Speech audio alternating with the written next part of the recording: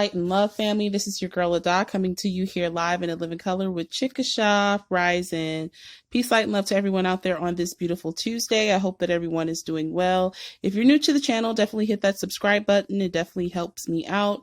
And also hit a like. It definitely helps me to take the message viral and reaching it out to the people.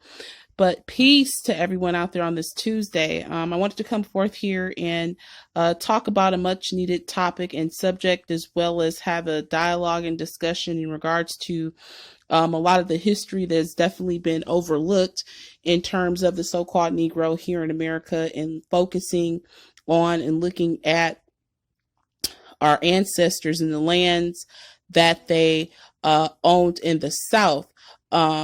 You know, a lot of us, many of us still have a lot of family members that may have lands in the South. Some of us do, some of us don't. But, you know, I really want to focus on this particular discussion and focusing on the removal of so-called Negroes, the removal of the true indigenous Aborigines of America from their lands in which they had prior to, you know, the so-called slave trade and Columbus coming all over here, etc.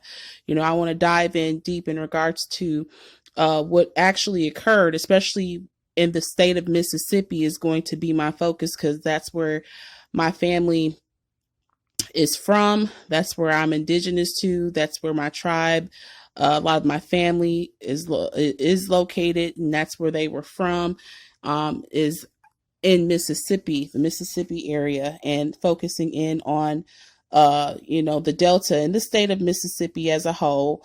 But I really want to focus on Mississippi because that's where a lot of my family came from, and that's where my line is out of. So I wanted to focus on Mississippi, and I'll touch on Tennessee as well, because a lot of that, I've got a lot to cover for Tennessee as well, but I really wanted to talk about Mississippi. Going to be talking about the removal of so-called Negroes from the lands in the southern part of the states. Now, I wanted to touch on what restitution is and what a reparation is defined as. I've stated it over and over again in numerous of my videos, but a reparation is defined as the making of amends for a wrong one has done by paying money to or otherwise helping those who have been wronged.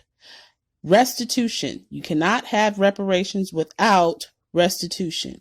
A restitution is defined as the restoration of something lost or stolen to its property owner.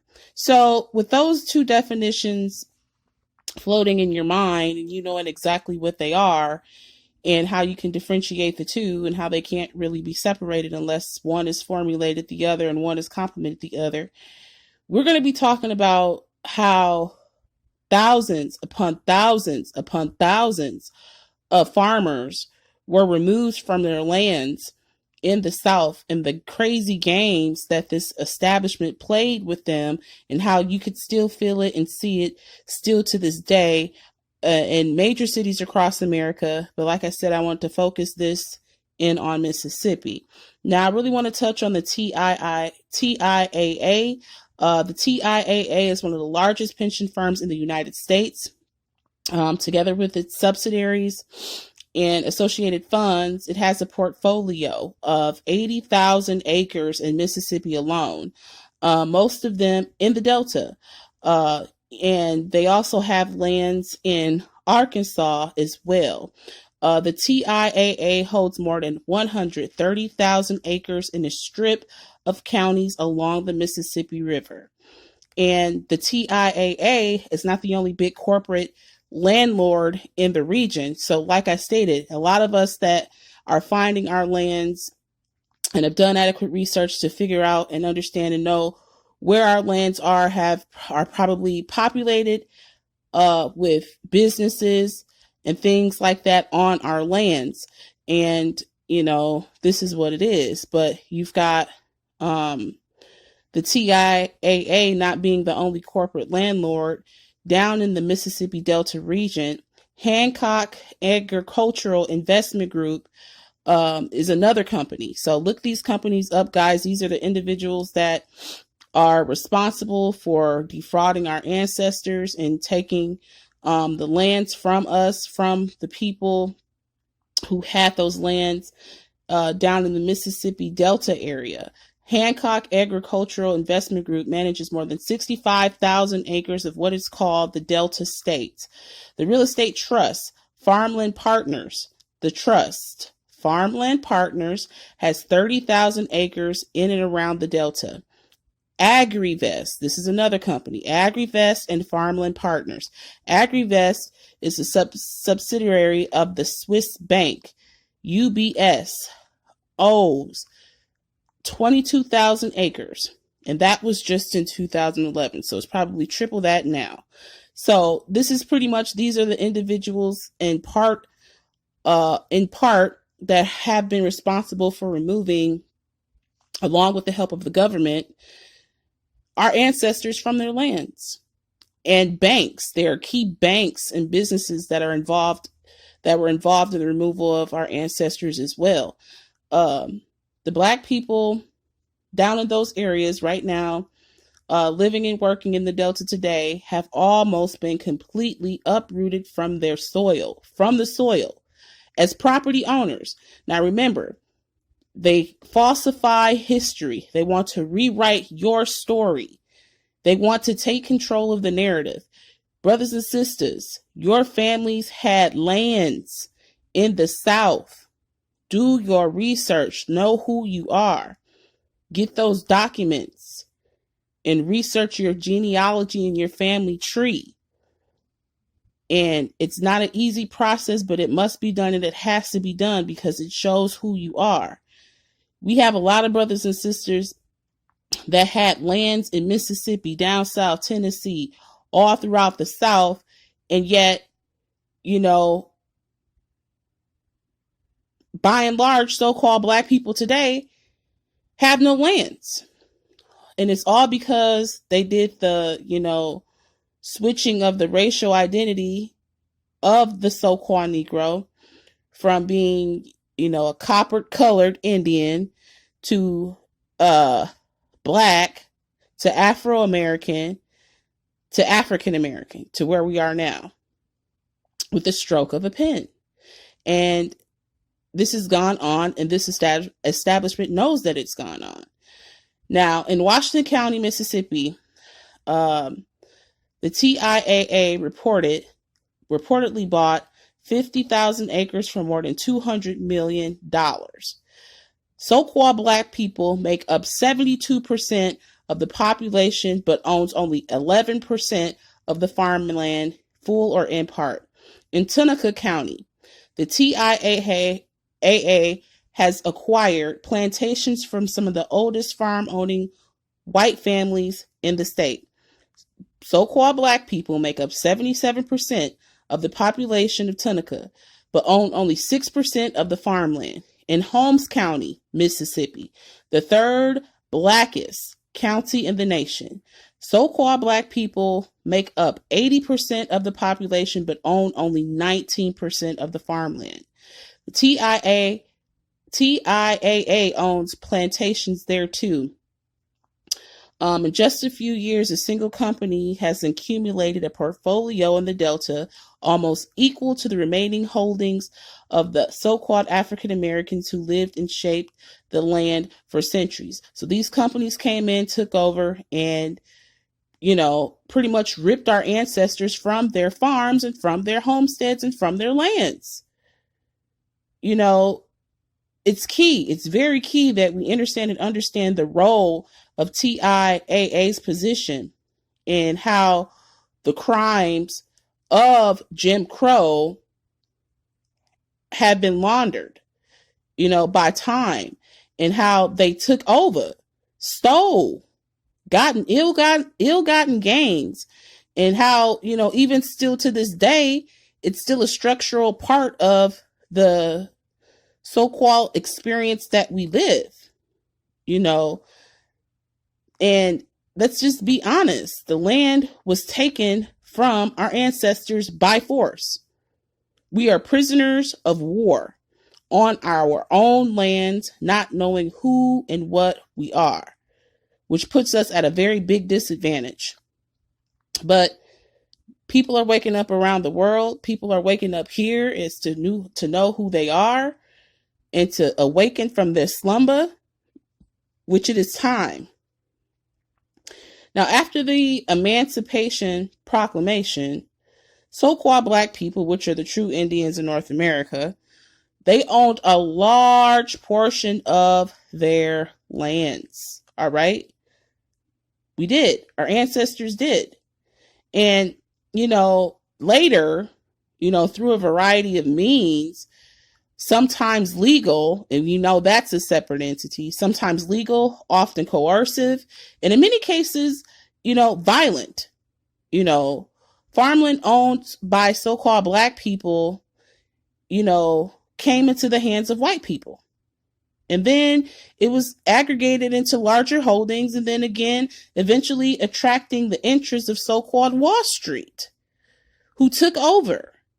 What has happened to our ancestors in the South, y'all, especially in the Delta of Mississippi, and particularly, is distinct.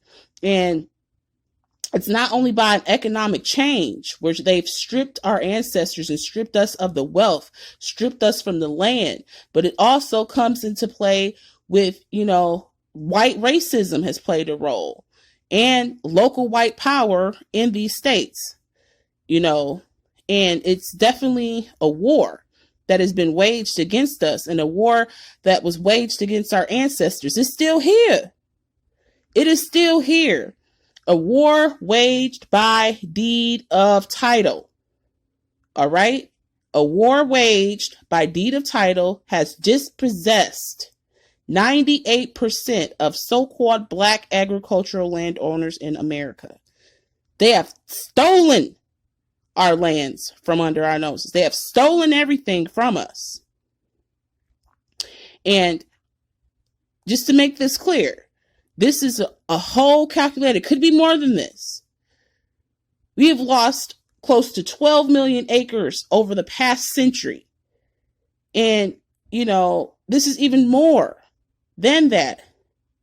And these losses occurred, from the 1950s onward in that area due to their practices. This is just, beyond ridiculous. It's sad. It's rather pathetic. And I just hope and petition that individuals wake up and understand that they need to claim back and take back what is theirs, and not believe in the lies that other people tell them, and to do their own research, to be critical, to learn for themselves. That's all that I've ever tried to pursue and show on my videos, is that the information is out there. You don't trust anyone to tell you what to do.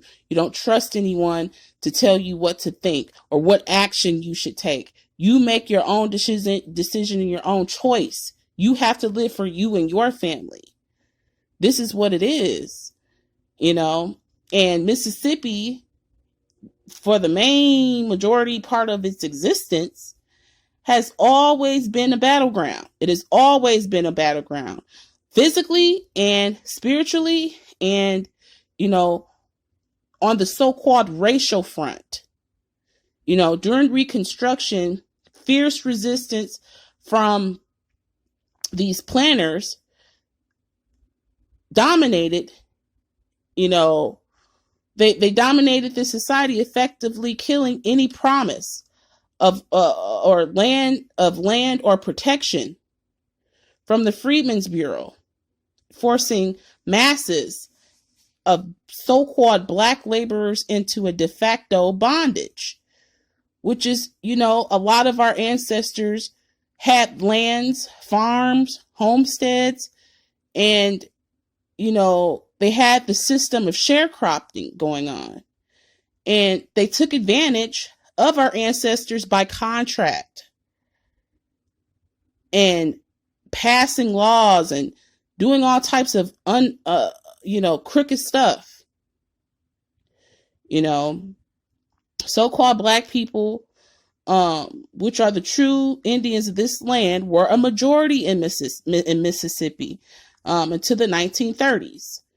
and we did well. And we have to understand that during the Reconstruction, the freedmen during the Reconstruction, 2 generations of Black workers, had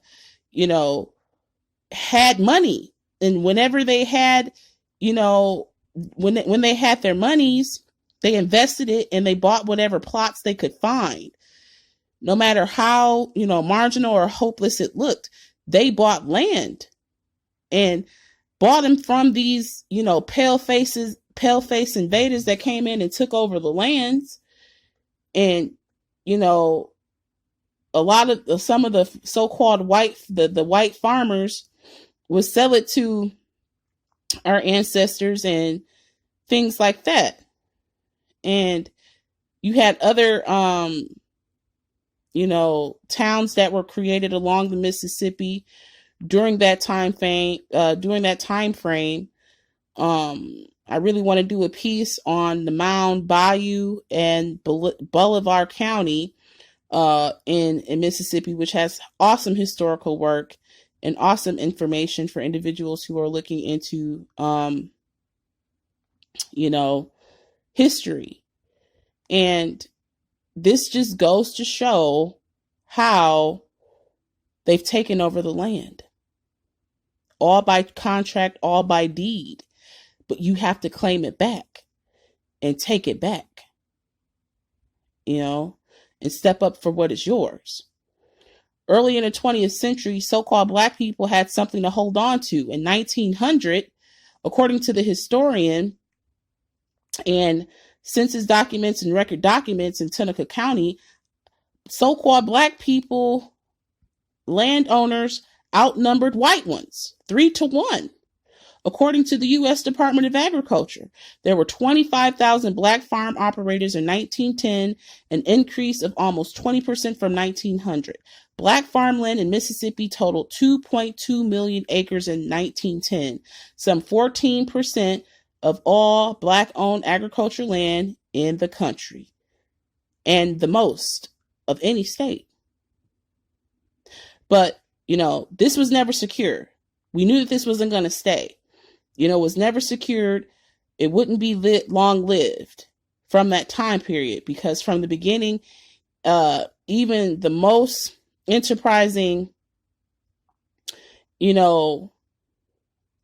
Black landowners during that time, they had to fighting a war of attrition, the legal game, going through legal obstacles that made passing titles of the land to future generations difficult, and this is really unfortunate that this has happened, and it's beyond unfortunate, but it's time for us to take our lands back.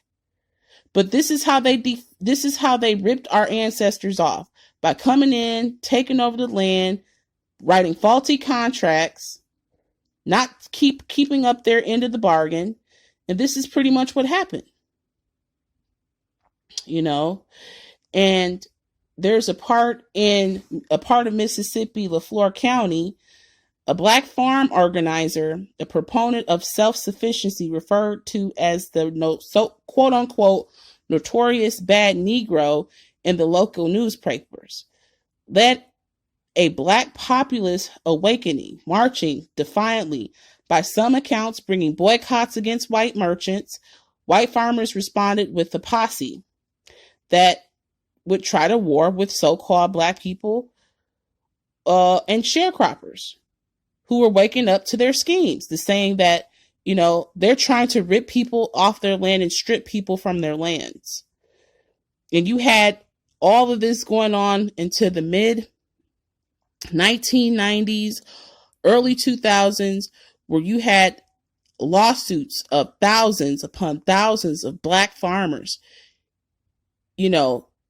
trying to get their lands back because of the fraud that occurred during this time period in this area of Mississippi, and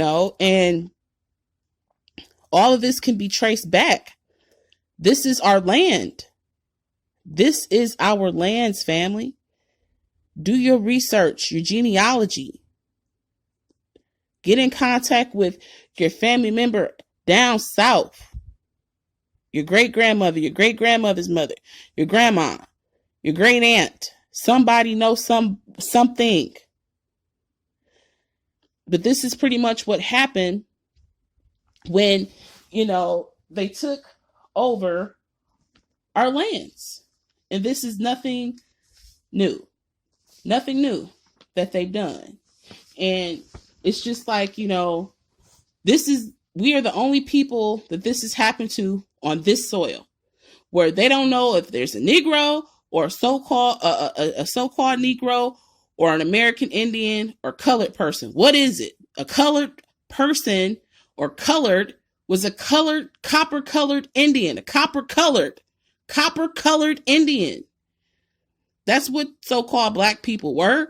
That's what they are today. Why would they have called them colored if they weren't the Indians of the land? That's because they are. It's all about a huge joke and a huge, diversion where they want to make everybody from Africa. But yeah, no, we're not all from Africa. You can hang that up, and this is just really unfortunate. But I wanted to bring this up because I'd been talking about reparations and the need for it and what it actually is and what needs to be done about it. But please let me know and what you think about the topic here. If you have family that owns land in the South, or did your family own land in the South, in Mississippi, Tennessee, Alabama? Did your family own lands in the South? And if so, what do you remember about it? Please like, please subscribe, and please comment below. Peace, light, and love.